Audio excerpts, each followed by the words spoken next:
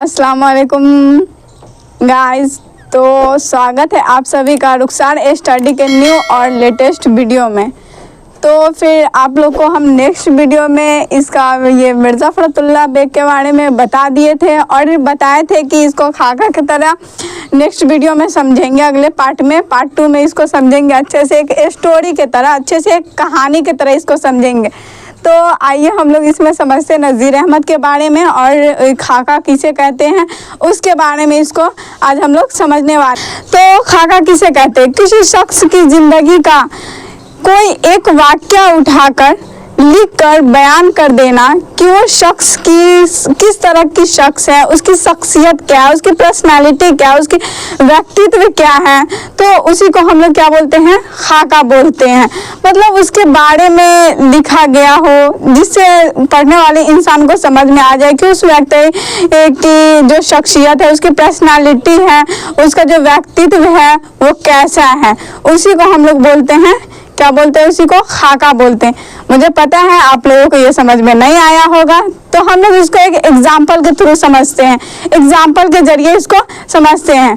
Example में तो फिर हम लोग इसको एग्जाम्पल में खुद को ले लेते हैं। जैसे आप लोग हमें ही ले लीजिए एग्जाम्पल में, हमें ही ले लीजिए एग्जाम्पल में कि जैसे मेरी ज़िंदगी में बहुत सारी घटनाएं घटी हो और उस घटना में से किसी एक वाक्य को उठा करके उसको लिख करके बयान कर दिया जाए कि मेरी पर्सनालिटी क्या है, मेरी शख्सियत क्या है, मैं कैसी हूँ। तो उसी को हम लोग क्या बोलते हैं? खाका बोलते हैं। मतलब खाका का मतलब ये नहीं है कि पूरा उसका जो जितनी भी घटनाएं पूरा को उठा करके बयान कर देना, नहीं, उसकी जो घटनाएं उसमें से किसी एक वाक्य को उठा करके बयान कर देना कि उसकी पर्सनालिटी कैसी है, वो इंसान कैसा है, उसके बारे में मतलब क्या लिखा हुआ वो सबको बयान कर देना, उसी को हम लोग बोलते हैं खाका बोलते हैं। तो यहाँ पे खाका जो है उसको कौन लिखे थे? तो मिर्ज़ा फ़खरुद्दीन बेग लिखे थे।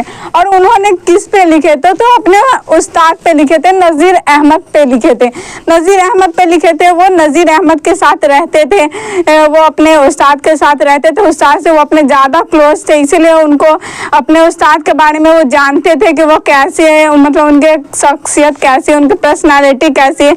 इसीलिए वो अपने उनकी नज़ीर अहमद की ज़िंदगी का कोई एक मतलब एक वाक्य को उठा करके वो लिख करके बयान कर दिए हैं और उसी को हम लोग बोलते हैं खाका। ठीक, तो फिर खाका आप लोग समझ चुके हैं। तो हम लोग अपनी स्टोरी जो है नज़ीर अहमद की स्टोरी उसको बयान करते हैं, स्टार्ट करते हैं।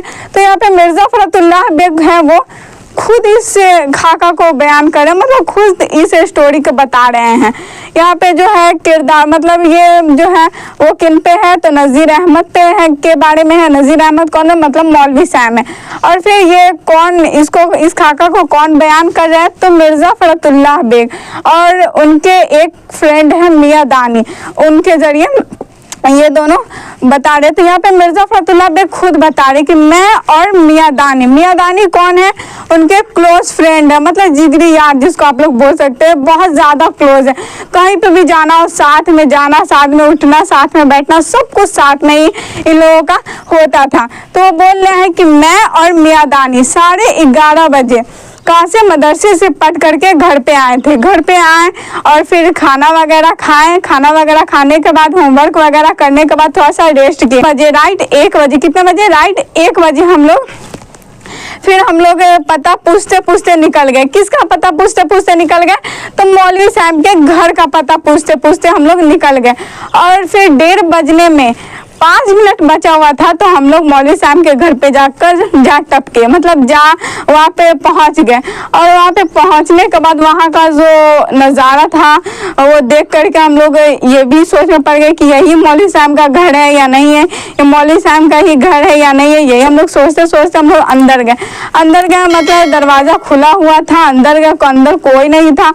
मतलब जो होता है ना, कोई भी वहाँ पे नहीं था, बस एक चमारिन थी वहाँ पे। चमारिन जो आप लोग नौकर बोल सकते, सर्वेंट बोल सकते, वो वहाँ पे थी और वो बैठ करके उसको नींद लगा हुआ था, नींद आ रही थी उनको। तो वो बैठ करके झपसी ले रही थी और एक रस्सी को इधर से उधर हिला डुला कर रही थी। ये लोग गए और जा करके आंगन में ये लोग चुपके से बैठ गए। वहाँ पे एक बेड रखा हुआ था जिसको आप लोग चौकी बोलते हैं, वो रखा हुआ था। उस पे जा करके ये लोग वहाँ पे बैठ गए। बैठने के बाद वहाँ पे फिर ये लोग सोच में भी पड़े हुए थे कि क्या यही मौलवी साहब का घर है। लेकिन वो मौलवी साहब का ही घर था और मौलवी साहब अंदर थे कमरे में, लेकिन उनका दरवाजा जो है वो पूरे अच्छे से बंद नहीं था, मतलब घंटी थोड़ा सा खुला हुआ था, घंटी थोड़ा सा, और वो अंदर में ही थे। फिर ये लोग बैठे रहे। फिर 1:30 बजा तो मौलवी साहब के घर का जो घड़ी है वो टन टन की आवाज़ देने लगी। तो ये लोग देख के नज़र पड़ा तो बोले कि ये 1:30 बज गया, चलो अब देखते हैं कि मौलवी साहब कहाँ है, ये मौलवी साहब का घर ही है या नहीं है। तो वो लोग गए और दरवाज़ा जो है उनके कमरे का वो थोड़ा सा खुला हुआ था। तो ये लोग जाकर कैसे झाँक कर देखता ना इंसान के है या नहीं अंदर, तो झाँक करके देखे। और फिर जो है ना ये लोग धूप में से गए थे, तो धूप में से जाने के बाद तो वैसे भी इंसान को धुंधला मतलब अंधेला टाइप का पूरा नजर आता है, और रूम भी अंधेरा था, कमरा भी अंधेरा था, और मौलवी साहब वहीं पे बैठे हुए थे चौकी पे। लेकिन उनको ये लोग जो गए तो ये लोग को मौलवी साहब दिखाई नहीं दिए, लेकिन मौलवी साहब इन लोगों को देख लिए मौलवी साहब। और मौलवी साहब जोर से बोले कौन है, ऐसे बोले कौन है।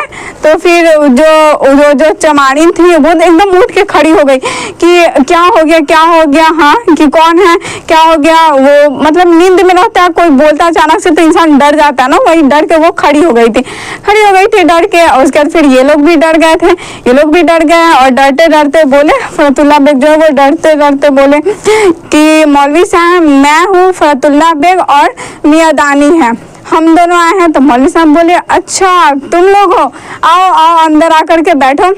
मतलब मौलवी साहब जो है ये जो नज़ीर अहमद है उनका पढ़ाने का मतलब जहाँ पे बैठते थे उसी पे वो अपने शागिर्द, अपने स्टूडेंट, अपने विद्यार्थी को बैठा करके पढ़ाते थे। वहीं पे तो वो चौकी पे बैठे हुए थे, वहीं पे बैठा करके उनको पढ़ाएं।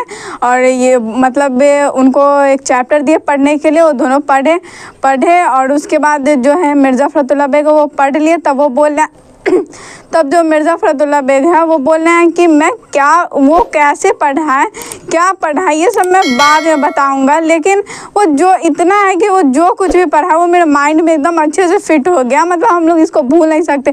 और ऐसा नहीं दिमाग भारी भी नहीं लग रहा, बहुत हल्का महसूस कर रहा हूँ, अंदर से बहुत ज़्यादा हल्का महसूस कर रहा हूँ, इतना अच्छा से वो समझाए हैं। ये हो गया। उसके बाद फिर वो लोग जहाँ पे वो हिंदू कॉलेज में एडमिशन लिए थे वहाँ पे वो कल गए थे पढ़ने वो कॉलेज में। और वहाँ पे जा करके वो जो मौलवी साहब हैं उनके टाइम जो है उनके मतलब तारीफ़ के फूल बांध दिए थे। मतलब इतना ज़्यादा तारीफ़ करने लगा, इतना ज़्यादा कि उनसे जो उनका क्लासमेट है एक मिस्टर रज़ा, वो मतलब बहुत ज़्यादा एक्साइटेड हो गया मौलवी साहब से पढ़ने के लिए। वो भी गया और बोला कि कल से हमको भी लेकर के चलना मौलवी साहब के यहाँ पढ़ने के लिए, तुम बात करके आना कि मेरा एक क्लासमेट है वो मतलब आपके यहाँ आकर के पढ़ना चाहता है। तो ये जो है फिर फरतुल्ला बेग वो बोले कि इसमें बात करने की क्या बात है, चलना तुम मेरे साथ पढ़ लेना, वहाँ पे कुछ नहीं बोलेंगे मौलवी साहब। तो ये जो है मिस्टर रज़ा वो बोले कि नहीं मौलवी साहब को बुरा लग सकता है, तुम पहले एक बार बात करके आना, उसके बाद ही हम जाएंगे वहाँ पढ़ने, पहले तुम बात करके आना। फिर जो है फरतुल्ला बेग वो होता है ना एक स्टूडेंट के अंदर एक हिम्मत आ जाती है, पढ़ते पढ़ते मतलब पुराना स्टूडेंट हो जाता है तो उनके अंदर एक हिम्मत आ जाती है कि अरे चलना ना, हम है ना, कुछ नहीं होगा, कुछ नहीं बोलेंगे मौलवी साहब। तो वही बोला, लेकिन फिर भी मिस्टर रज़ा जिद करने लगा, नहीं तुम पहले एक बार पूछ करके ही आना तभी हम जाएंगे। तो बोले जो फरतुल्ला बेग वो बोले कि चलो ठीक है, फिर पहले हम पूछ करके आएंगे उसके बाद फिर तुम चलना। तो वो कल गया पढ़ने और कल जा करके वो मौलवी साहब को बता रहे कि मौलवी साहब मेरा एक क्लासमेट है मिस्टर रज़ा, वो आपके यहाँ मतलब पढ़ने आना चाहता है। मौलवी साहब बोले तो ले क्यों नहीं आए उसको। तो ये बोला वो बोले जो फरतुल्ला बेग वो बोल रहे हैं कि जो मिस्टर रज़ा वो बोला कि नहीं पहले तुम एक मौलवी साहब से बात करके आना, उसके बाद ही हम जाएंगे वहाँ पढ़ने, मौलवी साहब को बुरा लग सकता है हम बिना पूछे वहाँ जाएंगे पढ़ने। तो जो मौलवी साहब हैं वो बहुत ज़्यादा मतलब सुन करके बहुत खुशी हो गए थे। उनको लगा था कि मतलब बहुत पढ़ने बच्चा को मतलब एक्साइटेड है पढ़ने में, तहज़ीब अच्छी है। तो वो बोले कि ठीक है तुम लेकर के आना, ज़रा हम भी मिले कैसा पढ़ता है क्या है नहीं है। तो ये जा कर के कल कॉलेज में बताएं मिस्टर रज़ा को कि मौलवी साहब बुलाए हैं चलना कल, लेकिन वहाँ पे पढ़ने का एक रूल है कि 1:30 बजे से 5 मिनट भी 1 मिनट भी तुमको लेट नहीं होना चाहिए, एकदम सही टाइम पे वहाँ जाकर पहुँच जाना है। तो कल से ये लोग एकदम सही राइट टाइम पे तीनों आदमी मौलवी साहब के घर पे जाकर के पहुँच गए वहाँ पे। और फिर जाकर के पहुंच करके ये लोग बैठे हुए थे और कोई भी नहीं पढ़ रहा था, क्योंकि मिस्टर ये जो है फरतुल्ला बेग और उनके जो फ्रेंड है मियादानी, वो दोनों आपस में जो ये है क्या बोलते हैं चैप्टर है वो बांट चुके थे कि एक दिन इस चैप्टर को तुम रीड करना था, एक दिन हम पढ़ेंगे, एक दिन तुम रीड करना था, एक दिन हम रीड करेंगे, ऐसे बात दिए थे। अब 2 से 3 जन हो गए थे, तो ये दोनों भी सोच में पड़ गए हुए थे कि कौन पढ़ेगा, कौन रीड करेगा, कौन पहले पढ़ेगा, कौन पहले पढ़ेगा, इसीलिए तीनों चुप थे। मौलवी साहब भी सोच में पड़ गए थे कि अरे क्या हो गया, ये लोग तो पढ़ता था अच्छा, फिर आज चुप क्यों हैं। फिर मौलवी साहब बोले कि मिस्टर राजा चलो तुम ही पढ़ो। तुम्हें उनको एक शेर दिए थे पढ़ने के लिए, चलो तुम ही इस शेर को पढ़ो।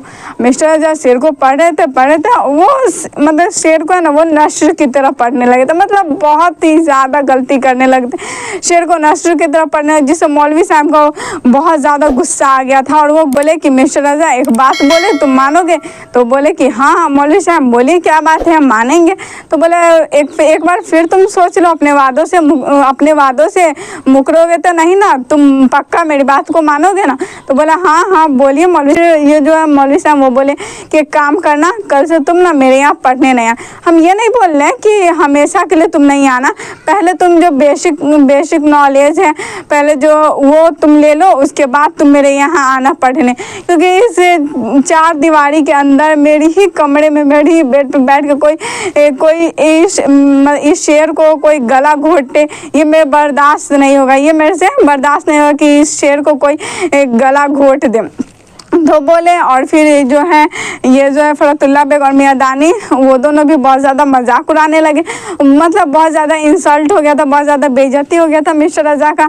तो मिस्टर रजा चुपचाप उठे और किताब लेकर के वो चले गए। तो फिर कल से वो दोबारा कभी मौलवी साहब के यहाँ पढ़ने गए ही नहीं। बहुत ज़्यादा बेइज्जती हो जाने के कारण होता नहीं कि इंसान की वो कभी जाता ही नहीं है पढ़ने, तो उसी तरह वो कभी गए ही नहीं गए पढ़ने। फिर से यहाँ पे 2 जन बच गए थे, मियादानी और वो जो फरतुल्ला बेग है, यही 2 जन वहाँ पे बच गए थे पढ़ने के लिए। तो वो पढ़ रहे थे। फिर कुछ दिन के बाद मौलवी साहब दिए पढ़ने के लिए चैप्टर, तो ये जो है फरतुल्ला बेग उनसे बहुत ज़्यादा गलती होने लगी थी। उनसे किस चीज़ की गलती होती थी? तो एराब की गलती होती थी, मतलब ज़बर जेर पेश की गलती होती थी। वो ज़बर जेर पेश की गलती बहुत ज़्यादा करते थे, बहुत ज़्यादा करने लगे थे उस दिन। तो मौलवी साहब बहुत ज़्यादा गुस्सा आ गया और वो मियादानी को दिए पढ़ने के लिए। मियादानी जो है वो भी मिस्टर रजा की तरह शेर को नस्र की तरह पढ़ते थे, लेकिन जो मिस्टर रजा वो बहुत ज़्यादा गलती किए, तो मतलब बहुत ही ज़्यादा घटिया पढ़े थे। लेकिन मियादानी थोड़ा बहुत गलती कर रहा था, लेकिन उस दिन इनसे भी बहुत ज़्यादा गलती होने लगी थी। तो फिर जो मौलवी साहब बहुत गुस्सा आ गया, गुस्सा में बुक को फेंके खिड़की के जरिए, एकदम वो खिड़की जोर से फेंके तो वो खिड़की के जरिए जाकर के कहाँ गिरा? तो आंगन में जाकर के गिर पड़ा, बुक को गिर पड़ा और बोले कि चलो दफ़ा हो जा, तुम लोग जाओ यहाँ से, हम नहीं पढ़ाएंगे, हमको नहीं पढ़ाना है किसी को। मतलब बहुत ज़्यादा गुस्सा में वो बोलने लगे कि चले जाओ तुम लोग, मेरे नज़रों से दूर चले जाओ जल्दी यहाँ से। लेकिन फिर भी और जो है मियादानी वो खड़ा हो गया जाने के लिए, लेकिन फिर जो है फरतुल्ला बेग वो हाथ धर करके बैठा दिया कि चुप हो, नहीं जाना है, हम लोग यहाँ पे पढ़ने आए तो हम लोग पढ़ के ही जाएंगे, बिना पढ़े हम लोग नहीं जाएंगे। मतलब आंखों में इशारे से बात करने लगे थे दोनों आदमी। तो फिर मियादानी है वो भी बैठ गया, चुपचाप बैठ गया। और उसके बाद फिर मौलवी साहब भी सोच में पड़े हुए कि हम ये लोग को बोले, ये लोग जा क्यों नहीं रहा।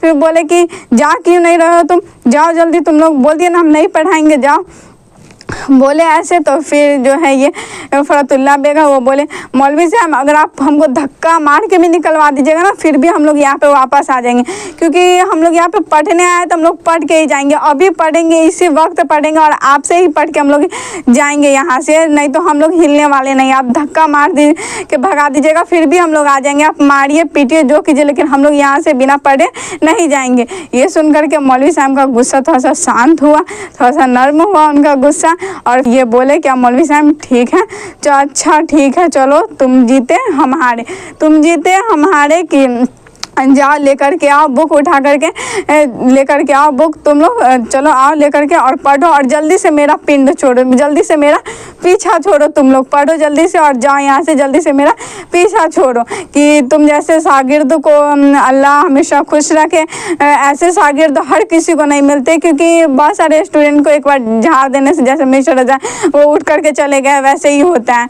तो हम बहुत सारे दुआएं दिए मौलवी साहब में इन दोनों को और फिर पढ़ाएं। फिर कुछ दिन बीतने के बाद ये जो मौलवी साहब वो खुद बता रहे हैं कि उस दिन हम तुम लोगों का टेस्ट ले रहे थे कि तुम लोग उठ करके यहाँ से जा रहे हो या फिर तुम लोग को पढ़ने में दिलचस्पी इंटरेस्ट है या नहीं, तुम लोग मतलब रिस्पेक्ट कर रहे हो या नहीं, मेरे बोलने के बाद तुम लोग उठ करके यहाँ से चले जा रहे हो या फिर तुम लोग यहाँ पे पढ़ने आए तो मतलब पढ़ के ही जा रहे हो। तो बोले तो ये लोग खुद बता और यहीं पे हमारी कहानी समाप्त होती है। तो आप लोगों को इससे क्या सीख मिली है? तो इसे ये सीख मिलती है हम लोगों को कि अपने उस्ताद को हमेशा रिस्पेक्ट करना चाहिए, इज्जत करना चाहिए। जो बच्चे अपने उस्ताद को रिस्पेक्ट नहीं करते, अपने टीचर को इज्जत नहीं देते हैं, वो लाइफ में कभी आगे नहीं बढ़ पाते, कभी भी कामयाब नहीं हो पाते हैं।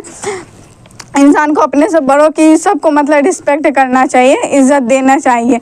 और यहाँ पे ये हम लोग को इस कहानी से समझ में आती है। और आई होप आप लोगों को मेरी इस वीडियो में आप लोगों की ये स्टोरी अच्छे से समझ में आ गई होगी। समझ में अगर आ गई होगी तो आप लोग इसको लाइक शेयर और सब्सक्राइब कीजिए। अगर आप लोगों को कहीं पे कोई डाउट हो, कुछ पूछना हो तो आप लोग कमेंट में पूछ सकते हैं।